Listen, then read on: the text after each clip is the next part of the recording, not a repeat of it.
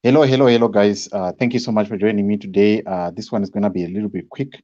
I'm going to be going live in a short while with Pardon Gambakwe. So the story that is here, guys, I'm going to be here for only 5 to 10 minutes. You know what is happening with the MDC Alliance and the MDC-T, and now we don't know which one is the MDC Alliance, which one is the MDC-T. But I want to play you something, and as we are talking, I'll be uploading another clip that I want you to guys to check out. There's a prophecy that was done by Apostle Chwenga in 2018, back then in 2018. So I want to hear your thoughts. This one, I don't want to preempt it. I don't want to say things that I do not know how they are going to happen, because at some point I ended up saying things that, but I want us to watch the clip by the daughter of Douglas Monzora first. Then we'll watch this clip at the end. And then you tell me what you think. Do you think that this prophecy is referring to MDC as a party, or is it referring to ZANU-PF? This is what I want you to hear. First, let's hear this clip first. Let me explain something to you all real quick, okay? Feel free to take notes. There are 4 pillars of political power at play here: the funding, the headquarters, the name, and the people who tend to work in tandem with the name. If you look around and you notice that you have lost all 4 pillars, it simply means that you have lost all the battles and you are disqualified from the war. In Zimbabwe, there are 2 parties that are the biggest and most politically relevant, and one of these 2 parties is the MDC in all its variation. And the MDC name is imbued with the history, the blood, sweat, and tears of those who sought and still seek to build up the MDC name. So leaving the MDC and using a completely different name is political suicide, because the MDC is bigger than any one person, and the MDC name represents loyalty to an ideal and not to any one individual. That is why you saw such a mammoth effort by the MDC-T to purge the MDC of Jeteris and the G40 outfit, who have tainted the MDC name for the past 2 years and done nothing but promote hate-filled anarchy and complain about ZANU-PF. I mean, we get it. If your only strategy is Kudira Jecha, then ZANU-PF can seem omnipowerful.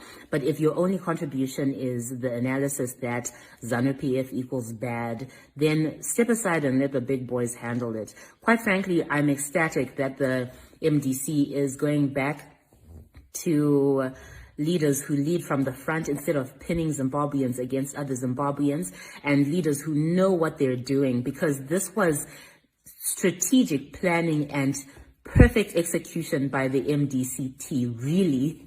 ZANU-PF could never, okay? Get with it. And now that we're almost done getting our house in order, we'll show you how it's done, because if Daddy, Dr. Kupe, Mudzuri, Komiti, and them could outsmart the G40 puppets at every turn, imagine what they could do come 2023. All right. So there you have it. That is the daughter of Monzora. So she is, purporting that it looks like MDC alliance, the new alliance, is invincible. Yes, we can accept that. I also personally have some personal feelings about the way how Chamisa has been running things. Chamisa is charismatic, let us be clear. And Chamisa is someone who people loved a lot. But there's a prophecy that I want you to listen to, and then you tell me what you think. Do you think this was referring to the fight that is happening in ZANU-PF, or fight that is happening in MDC? So this is what I want you guys to tell me. So I'm just going to play the video now. So you tell me what you think. Do you think this is about MDC? This is about ZANU-PF? But just tell me what you think on the comment section. I really want to hear everything that we are seeing today. Now, these are some of the prophecies I gave. The other one is concerning the apple. I said I saw an apple, and the apple was rotten inside, and the apple was causing trouble to everyone. And I heard a voice saying, don't worry, no one is going to stop the evil works that this apple is doing. No one has the power to do that.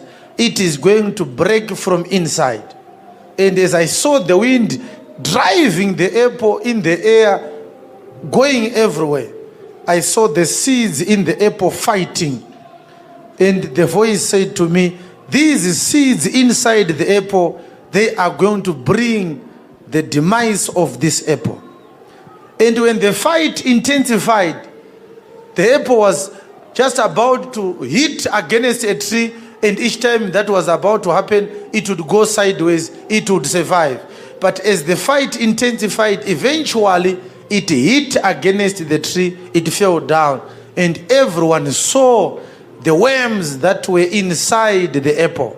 And I said in that prophecy, the apple is a political party that is in this country. So I'm going to be very careful again, because there are certain things that I am not allowed to say. Right. So there you go, guys. This is the story. What do you think? I don't want to comment much, simply because there was a time when I also commented, I think, on the two coffins prophecy, and I realized that I was wrong. And a lot of Zimbabweans, they've commented, especially on the Apostle Chwenga's prophecies. And you remember when the two coffins prophecy was made, people said two vice presidents, we're going to lose two vice presidents. And that was wrong. So personally, I just give it out. I don't know what it is, but I just believe that something is going to happen, because I've seen the two coffins prophecies coming to pass, and it was like spot on, like it was on like right on the money. So tell me what you think. Do you think this is MDC? Because we're seeing fights going on. Do you think MDC will survive this? Do you think we are going to have a party that is going to challenge ZANU-PF at all, or we are going to see the continuation? You see, parties, the revolutionary parties, they have that, they enjoy the power throughout Africa, and the budding parties find it difficult to break through that barrier. And you can see maybe in Malawi, here in South Africa, we are seeing some progress. EFF is taking some ground, DA is taking some ground, but the revolutionary parties, they continue to have power in everywhere in Africa. But what I'm just trying to say here is that, is this the end of the MDC? Because the fighting, for me, as I said in the other video that I was talking to you, and I was saying, what is the cause of these guys fighting? Right? Let's say Chamisa is wrong, but why are you guys fighting? Why are you guys fighting in the first place? That is the question. Why are you guys fighting? Why are you? What is your end game? What is your end goal? What do you want to achieve at the end of the day? Do you want to achieve peace? Do you want to achieve change in Zimbabwe? Anyway, I don't want to preempt a lot of things. I've got a live coming up in the next 15 minutes with Pardon Ngambakwe. So thank you so much for joining me.